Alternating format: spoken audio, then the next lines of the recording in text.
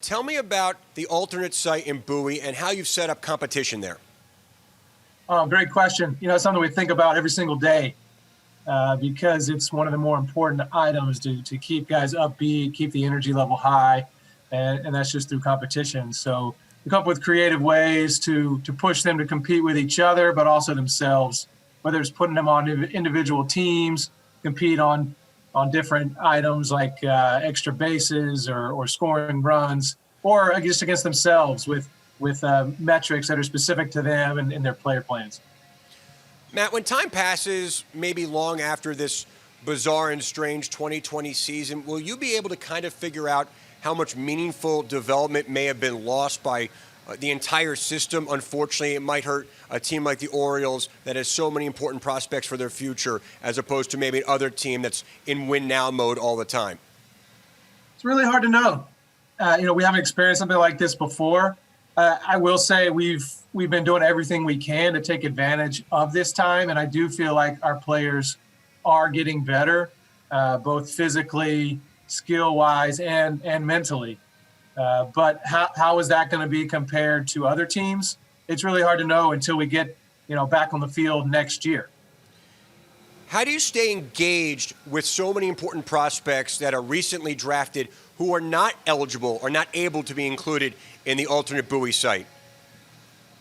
Well, we're constantly reaching out. Our staff is calling, texting, exchanging videos back and forth.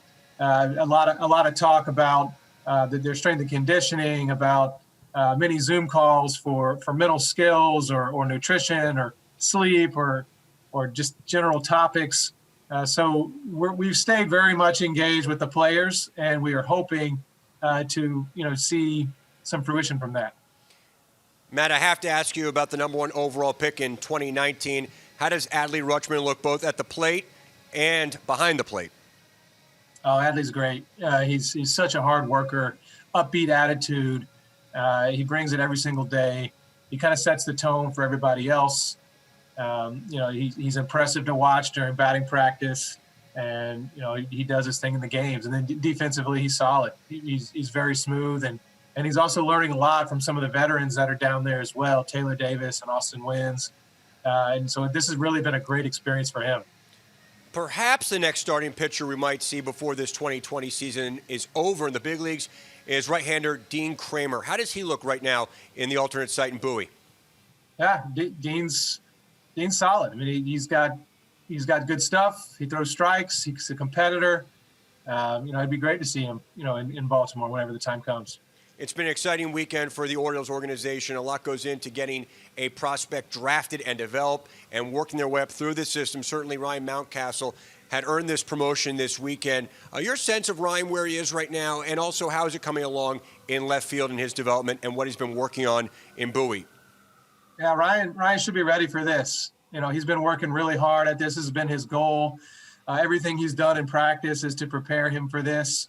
He's really taken it upon himself to work hard during batting practice, defensively, to work on live reads and live routes, and he's really been focused on that, as well as his footwork on approaching ground balls and his arm stroke and throwing. So I think defensively, we're going to see him be serviceable out there, and maybe even an average defender at some point. It's something that he's really taken on. And then as a hitter, that's just what he does. He's a hitter. He's got tremendous power, hits the ball really hard. He's improved his swing decisions. He's a fun guy to watch at the plate. Matt Blood, thank you so much for your time. We really appreciate it. Thank you, guys.